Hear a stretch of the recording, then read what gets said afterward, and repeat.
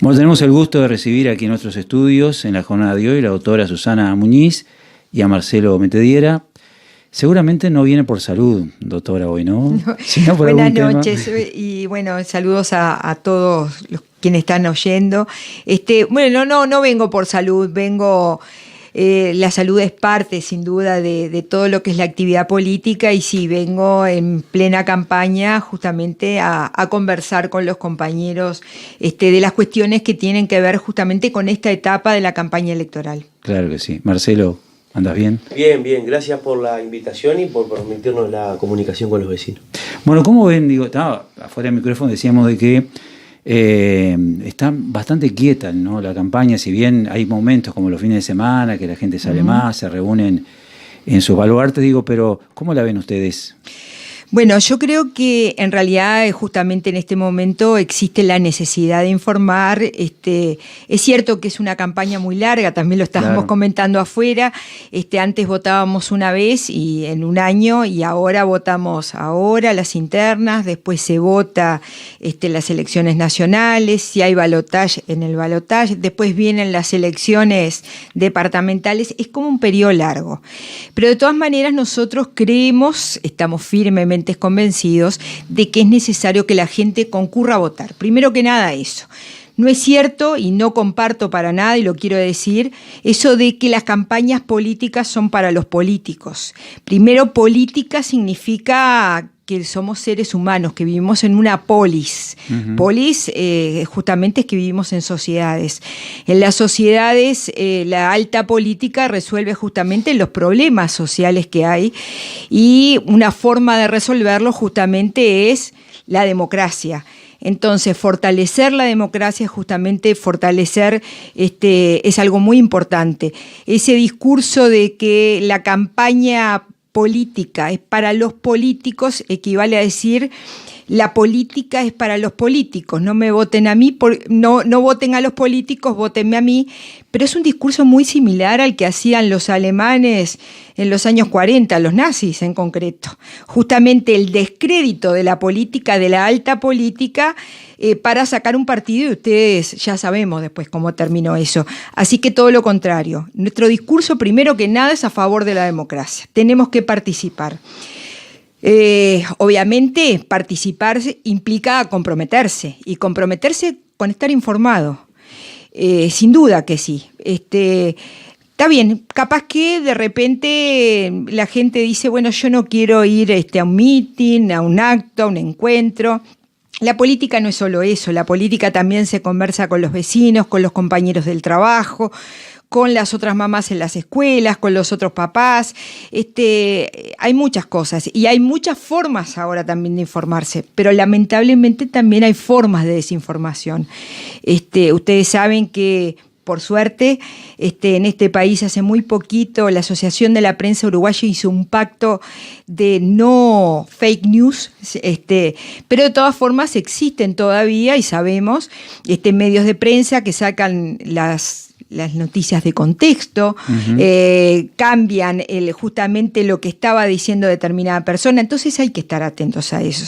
Hoy inclusive decíamos, el Pacha Sánchez estaba en Rivera y sacó, creo que lo vio casi todo el país, un video donde mostraba que fue a hacer una entrevista a un medio de prensa y le quisieron cobrar 4.500 pesos. Entonces él decía, bueno, pero entonces nos recortan la democracia justamente a través de la mercantilización de la comunicación. Bueno, esas cosas también son política y por lo tanto creo que todos los ciudadanos tienen que estar informados, tienen que comprometerse y todos tienen que ir a votar. Una cosa muy importante que dice la gente dice, no, es obligatorio las elecciones del mes de junio, no voy a votar, pero son las más importantes, ¿no? Porque ahí estamos eligiendo los candidatos. Sí, hay una cosa que no hay peor castigo para el que no le interesa la política que el que lo diga que sí le interesa la política. Las decisiones políticas inciden directamente en la calidad de vida de la gente. Y los procesos electorales lo que hacen es, de alguna forma, definir por parte de los vecinos qué rumbo va a llevar el país, qué rumbo político, en definitiva, qué rumbo va a tomar su vida en cuanto a las cuestiones cotidianas. Entonces, cada uno de los procesos electorales que, insisto, que decía Susana, hay que estar, hay que participar, hay que ser parte de esos procesos, nos define tan objetivamente la realidad nuestra de todos los días que es necesario que participemos. Y en una situación, tú planteabas en el arranque, hay distintas formas hoy por hoy de comunicarse, de moverse. Claro. Yo creo que también hay un estado de bienestar que nos pone otras prioridades por delante, porque cuando uno tenía que salir a pelear el trabajo, tenía la prioridad del trabajo. Hoy por suerte un montón de uruguayos y uruguayas, las prioridades son otras, en una calidad de vida mejor, y por ahí deja de lado este tipo de situaciones. Bueno, estamos en momentos de dar la discusión, de conversar, de intercambiar, de alguna forma también de decir, defendamos lo que se ha conquistado, falta mucho por hacer y hay que ir por más. Entonces creo que son las etapas que nos permiten dialogar con la gente. Deberíamos hacerlo todo el tiempo. Digo deberíamos hacerlo con esta intensidad, porque también en el proceso, hoy por hoy hay un proceso de centralización donde la gente tiene la posibilidad objetiva de participar en los gobiernos departamentales, nacionales y municipales e incidir. Entonces, la participación en el resto del año o del resto del periodo quizá es distinta, pero hoy la participación existe. Y bueno, en este momento de alguna forma es donde la gente tiene que pensar un poco, pensarse, visualizarse, ver las diferencias.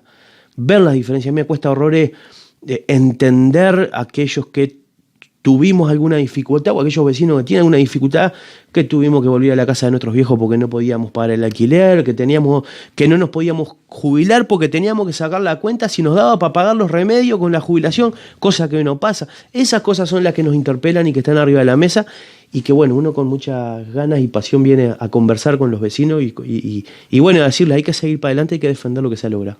Claro, hay una cosa muy clara, que los políticos están en el lugar que están porque la gente le dio la facultad, ¿no? Por eso es muy importante ir a votar, decidir por quién, por alguien. No, en este caso, cada uno tiene su amor propio y sabe a quién va a votar, pero ir a las urnas es lo fundamental, lo más democrático, porque ahí tenemos derecho después de decir algo de los políticos, ¿no? Pero lo importante es, cuando hay una opción, aprovechar esos espacios. Exacto, es el momento. Y es la manera, digamos, de poder decidir, ¿no? Exacto. Sí, exactamente. Uno mira con preocupación otros países donde el voto no es obligatorio y la gente entonces no concurre a las urnas. Y después tienen situaciones, presidentes como Trump, por ejemplo. Por ejemplo, varios latinos que tienen la ciudadanía norteamericana, les llama la atención, pero ¿cómo? Y ahora nos quieren echar de este país. Y bueno, mi hijo, tenía la oportunidad de ir a votar, no fuiste. Por ejemplo. Claro. Bueno, no digo que en nuestro caso suceda lo mismo, pero creo que no hay que tomarlo el voto como algo que es obligatorio o no es obligatorio, sino al revés, como una oportunidad. Eso es una oportunidad de ejercer la democracia, y eso es lo primero que tiene que quedar claro en esta campaña. La obligación es con uno mismo, de ir a votar y defender lo nuestro, ¿no? Por supuesto. Y lo otro también, la figura política, en otra hora, estoy hablando hace 40 años atrás, era muy difícil ver un político o conocer a un político, ¿no? Porque no, ahora, por suerte, el político va y visita, las localidades, pero antes, yo en mi juventud, yo no conocía al diputado ni edil, no sabía lo que era porque no se veían.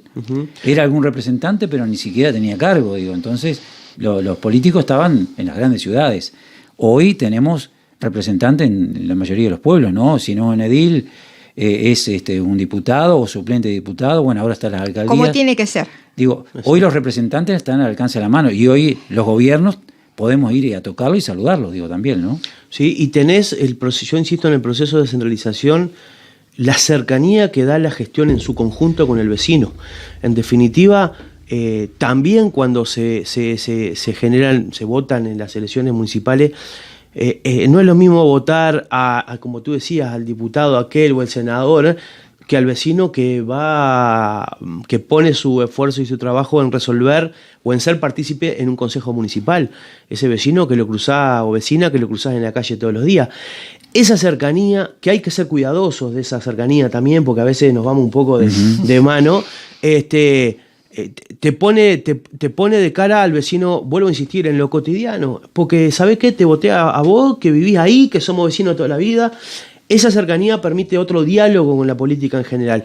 Y el país también tiene históricamente, salvo algunas etapas complejas, oscuras del país, una lógica republicana que hay que cuidarla, que a veces bastardeamos la política en función de los objetivos personales, que decimos todo lo mismo, que judicializamos la política, que la sacamos de contexto, y muchas veces esas cosas, por suerte algunos ejemplos les han venido de vuelta. Hay que ser cuidadoso porque, insisto, Susana lo decía hace un rato, la política requiere de soluciones políticas, el comercio, el mercado requiere de soluciones quizás de gente que esté capacitada en esas cuestiones. Cuando se mezclan esas situaciones, la situación la tenemos clara, lo vemos con Piñera en Chile, lo vemos con Macri en Argentina, Bolsonaro con su perfil militar más que de política. Entonces, ¿hay derecho? Sí, cómo no. ¿Hay que hacer las cosas bien? No cabe ninguna duda.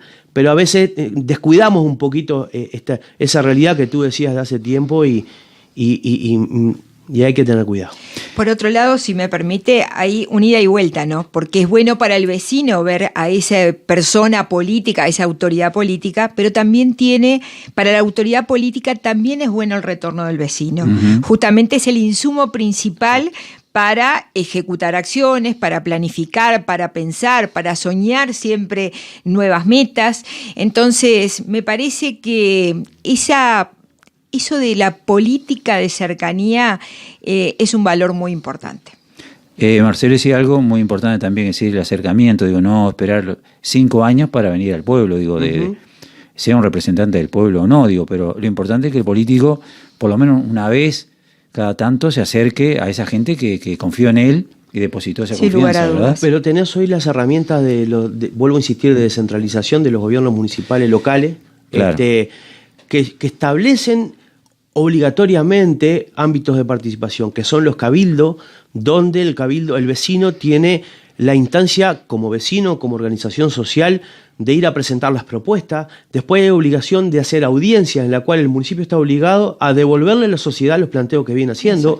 Entonces, esas son también herramientas políticas que se han llevado adelante, que hacen a esa cercanía que hablábamos, ¿no? Uh-huh.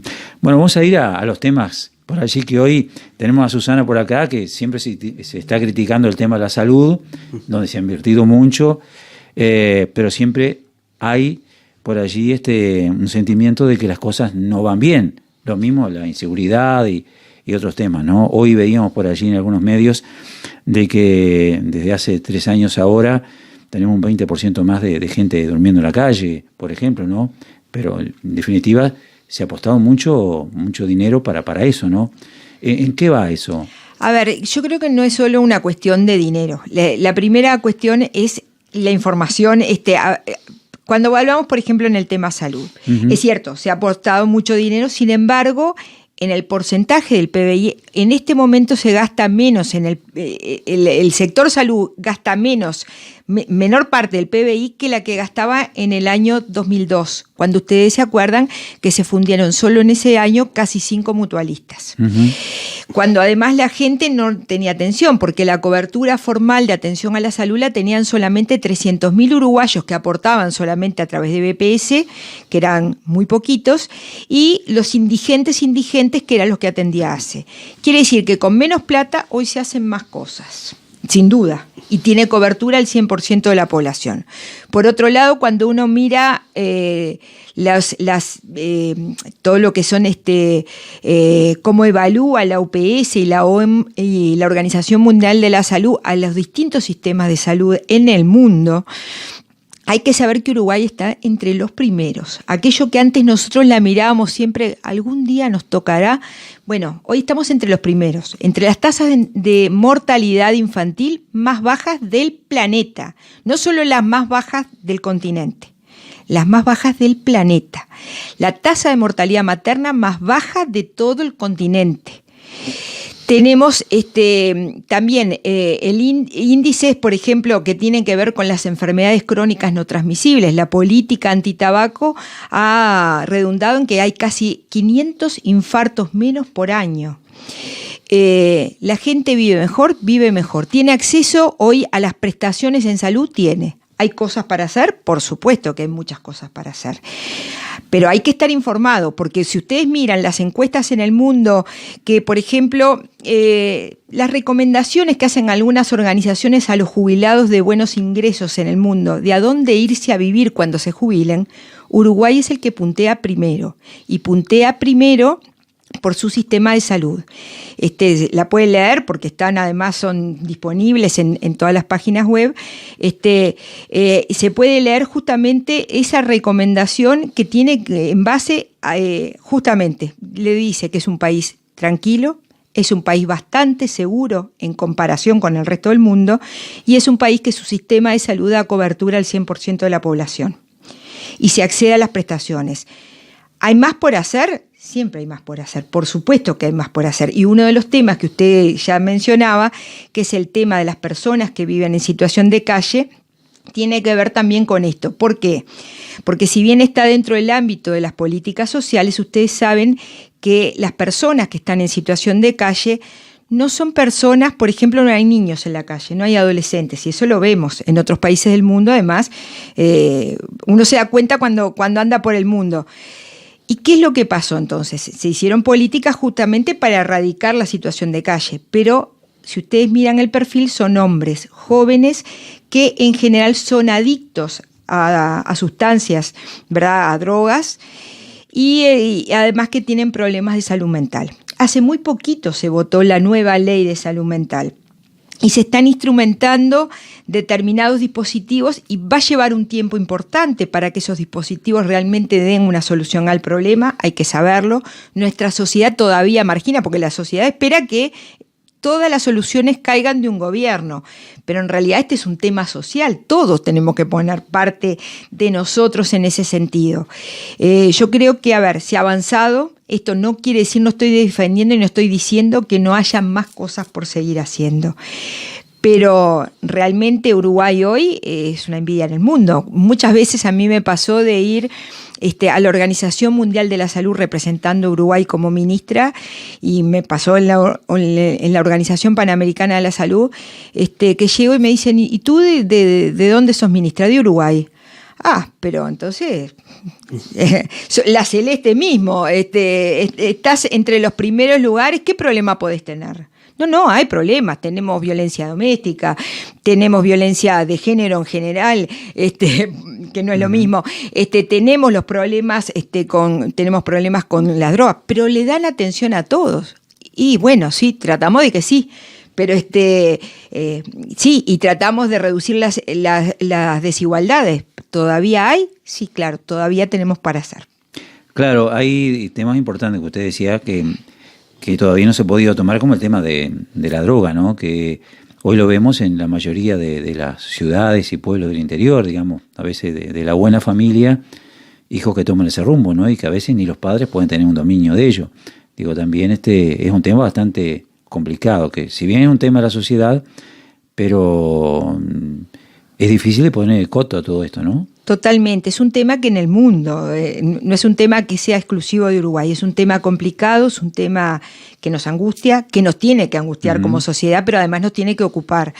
Ustedes saben que además el poder del narcotráfico también es uno de los poderes que atenta contra las democracias, y no hay que mirar para el costado, justamente en una campaña electoral. Por eso una ley de financiamiento de los partidos políticos, ni que hablar, que tendría que transparentar a ver si algunos candidatos, no sé si en el Uruguay, pero seguramente en el mundo, reciban fondos del narcotráfico. No me extrañaría.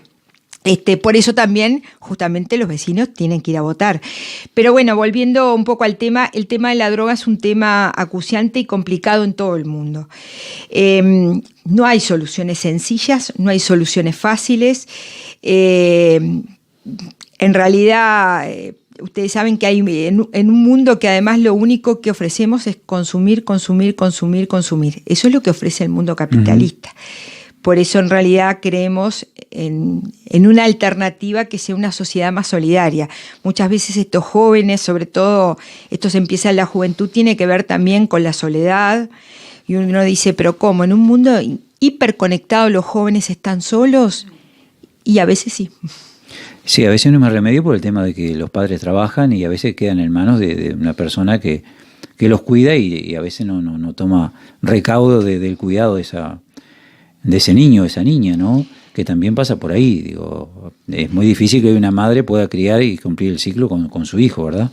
Sin duda, las pautas de crianza tienen mucho que ver con esto, pero tampoco responsabilizar. Que ha cambiado notoriamente en los últimos años, ¿no? Tampoco se puede responsabilizar a los padres cuando en realidad el mundo prendemos la tele y nos invitan a consumir. Prendemos una radio y nos invitan a consumir. Las redes sociales nos invitan a consumir. Es demasiado el bombardeo muchas veces que sufren los jóvenes. Y está bien además, por otro lado, las madres no se pueden sentir culpables de salir a trabajar. Todas salimos a trabajar y no por eso necesariamente pasaron cosas terribles, al contrario. Pero sí el hecho de compartir las tareas en el hogar no es una cuestión menor. No tener violencia en el hogar también, la violencia adentro del hogar, ustedes saben que precipita también estas situaciones. Y a veces uno dirá, bueno, y no pasó, yo no tuve nada de eso, y entonces, ¿qué pasó? Y bueno, no hay explicaciones fáciles ni sencillas, ni se trata de culpabilizar a nadie. Se trata de pensar en sociedad cómo podemos sostener. Claro. Hoy sabemos de que a veces aquello que los niños ven por televisión, digo, hay muchas cosas, la comida chatarra, por ejemplo, que es la que tiene mayor publicidad en la televisión, digo, es muy abierto eso, ¿no? Y a veces el niño está muchas horas expuesto a eso, ¿no? Porque está frente al televisor, se entretiene y la mamá o quien lo cuida hace otras tareas, digo. ¿Cómo evitar eso? Es muy complicado, ¿no? Bueno, hubo varias iniciativas, entre otras, por ejemplo, que en las horas que los niños están frente al televisor, evitar toda esa propaganda. Algo se ha podido lograr, todo el tema de las meriendas, la promoción de las meriendas saludables en la escuela, varios aspectos que tienen que ver con eso, sobre todo las escuelas rurales trabajan de una forma maravillosa. Esas maestras uno se tiene que sacar el sombrero y más realmente. Claro. Creo que es un problema más que afecta sobre todo la vida en las ciudades, pero no, es como le digo, recetas sencillas y 100% seguras no las hay. Claro, porque uno dice, la maestra no puede evitar porque el que se lleva la merienda ya lleva la chatarra en la mochila, digo, entonces es muy difícil, ¿no? Sí, pero igual las maestras han encontrado a veces estrategias. Yo he visto, las maestras ponen, bueno, hoy es el día de que todo fruta, el día de que todos traen algo casero para compartir. Han logrado realmente estrategia y bueno, la estrategia de cocinar en la escuela que hacen algunas escuelas rurales es maravillosa. Claro. Marcelo, bueno, ¿cómo ves el departamento, digamos? Porque estamos hablando a nivel general con la doctora que conoce un poco más el ambiente de lo que es salud pública. Además, usted trabajó, o en algún momento estuvo acá en San Ramón, sí, ¿no? En el 2007 trabajé haciendo guardias. Ahí conocí a Nabdal, a varios de los compañeros del hospital. La verdad que un placer. Tenemos la suerte de tener un centro que está muy bien, ¿no? Precioso, la verdad que sí. Marcelo, ¿cómo ves el departamento? Es para hablar un rato largo, complejo, ¿no? Canelón es complejo, ¿no? Canelón es diverso. Uh-huh. Y esa diversión o eso diverso lo hace muy atractivo y el desafío mucho más lindo. Tener las zonas logísticas como son la ruta 101 y parte de la ruta 5, la producción hortícola, la cuenca lechera como es esta zona, la producción de pollo y cerdo sobre la ruta 7, el turismo sobre la ruta interbalnearia. Lo hace bien complejo, pero eso también lo hace muy lindo de trabajar. Esto también es parte de esa discusión política, ¿no? Y creo que está bueno plantear que cuando el Frente Amplio asume en el 2005 la Intendencia de Canelones, literalmente quedaban 80 pesos en las cajas y teníamos a 2 o 3 días de pagar los salarios. Y eso es real que hubieron trabajadores haciendo huelga de hambre porque cobraban el salario de a 3-4 veces por mes. Hoy ya se sabe hasta final de año la fecha de cobro del salario y no ha habido un mes en este periodo de gobierno que no se cobrara el primero o a veces si cae un feriado el 30 o el 31. Y bueno, eso también son diferencias, ¿no? Entonces, bueno, se generó una situación de trabajo, de remar mucho en los primeros años, pero que fueron consolidando el departamento. En el 2012, recién Canelones, llega al equilibrio presupuestal, en el cual los ingresos menos los egresos daba cero, porque anterior a eso las deudas que habían eran millonarias. Y a partir de ahí es que se empieza a generar, yo diría, entre la gestión y la confianza del trabajo, un escenario financiero distinto. Se generó el fideicomiso a fines del 2013, principio de 2014, que permitió la primer cantidad de obras grandes en el departamento en cantidad y en calidad. El diálogo con los vecinos, como decíamos hoy, te llevaba a visualizar algunas cosas que por ahí se ven, por ahí no, que se ven desde el territorio distinto a lo que se puede planificar desde lo departamental. Y hoy con un segundo fideicomiso de obras que arrancó este año, donde un fideicomiso para el vecino es un préstamo que se hace a nivel de Estado, a nivel nacional, y que implica que hay gente que está dispuesta a prestarte plata, y eso obviamente se refleja en la confianza, al punto tal que la emisión del fideicomiso de la Intendencia de Canelones, las ofertas que hubieron superaron en un 25%, creo que fue, lo que se estaba ofreciendo. Bueno, eso habla de un estado de situación de la Intendencia. También lo puedo poner en varios aspectos. Por un lado, lo que es la recuperación del departamento, si lo pensamos en infraestructura, pero por otro lado, la apuesta fundamental a los espacios de convivencia entre los vecinos, como pueden ser los programas de 100 Plaza, los centros barriales, la apuesta a la primera infancia, surge desde Canelones, el programa Canelones Crece Contigo, surge de ahí el programa Uruguay Crece Contigo, donde se le da los primeros 3 años de vida a los gurises, que son fundamentales, con el atrevimiento de tener a 2 doctoras al lado y que me corrijan, pero los 3 primeros años de vida de los gurises son los que te marcan para todo el tiro. Y bueno, hacer foco en eso, hacer un seguimiento, es una forma de hacer política de gestión distinta. Y bueno, igual que lo nacional, estamos en un proceso, recién se llevan 15 años de gestión en Canelones, con 7 años de equilibrio presupuestal para hacer cosas. Por lo tanto, hay 8 años que hay que sacárselo a la mochila, que generó ese primer instancia. Y bueno, nada, trabajando mucho. El Congreso de Intendente, el fortalecimiento de esa herramienta ha permitido avanzar en lo que son las sectoriales y las mesas de descentralización, donde el gobierno nacional, hoy no hay una intendencia que le deba a la UTE, no hay una intendencia que deje de cobrar el 3,33% del artículo 214, que determina que desde rentas generales todos los departamentos por igual tienen que cobrar o reciben un dinero del gobierno nacional. No hay un solo mes de atraso de eso, a pesar de la injusticia de que Canelones y Montevideo, y también Maldonado y Colonia, reciben lo mismo que Flores, Rivera y Salto, con las realidades que se tienen en cuanto a infraestructura y realidad social.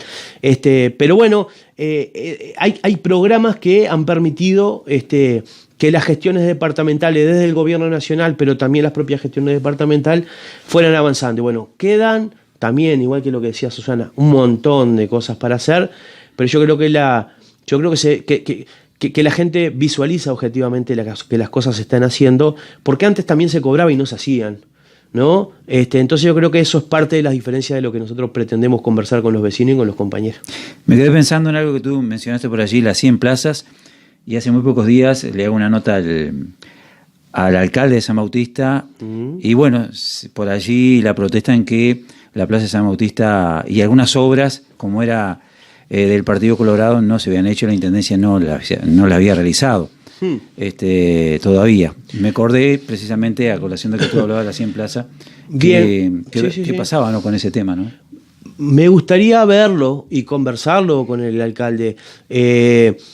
Tenemos, si vamos a mirar el gobierno nacional con respecto a las intendencias, solo 6 intendencias son del mismo pelo del gobierno nacional.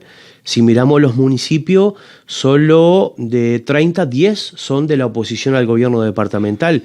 Me consta que el tratamiento se ha dado por igual, porque esta gestión ha cambiado la forma de determinar la ejecución de los presupuestos, que es por proyectos.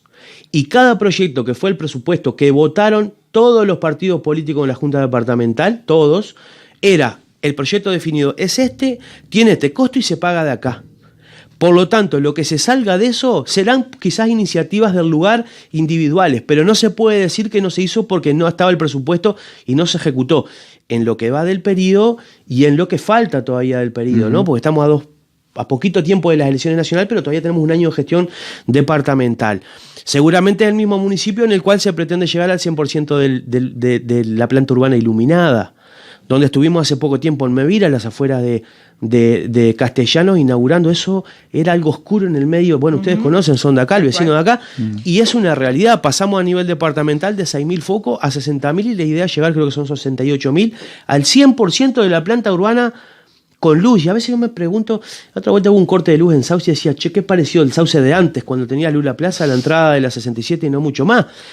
Entonces, pueden haber iniciativas que los municipios tengan todos, que no estén dentro del presupuesto. Y eso se tiene que trabajar distinto. Ahora, le puedo decir con total certeza, porque bueno, si todos los partidos políticos lo votaron en la Junta Departamental, cada proyecto que se presupuestó era por programa, por proyecto.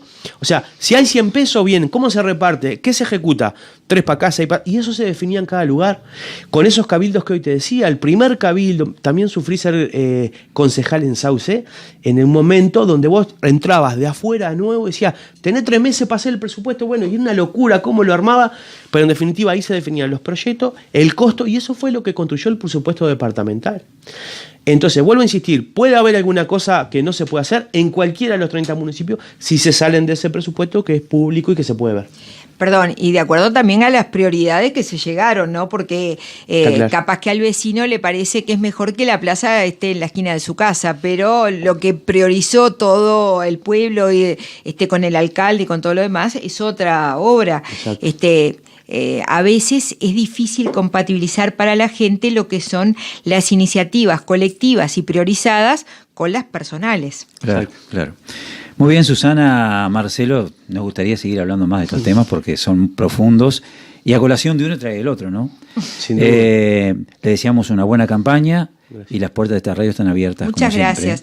Pero la buena campaña es una buena campaña para todos los uruguayos, en el sentido de que si todos nos respetamos, si en realidad tenemos respeto por la democracia, vamos todos a votar, no se hacen, en realidad no se emiten fake news y todo ese tipo de cosas, esa va a ser una buena campaña. Que quede claro que no es como usted me decía al comienzo de la nota, que por ahí algún compañero le cobraban la nota. Esta va gratis. Consta, sí, eso es verdad. Bueno, muchas gracias, muy amable. Muy amable. Gracias por la invitación. Que pasen ustedes muy bien. Gracias.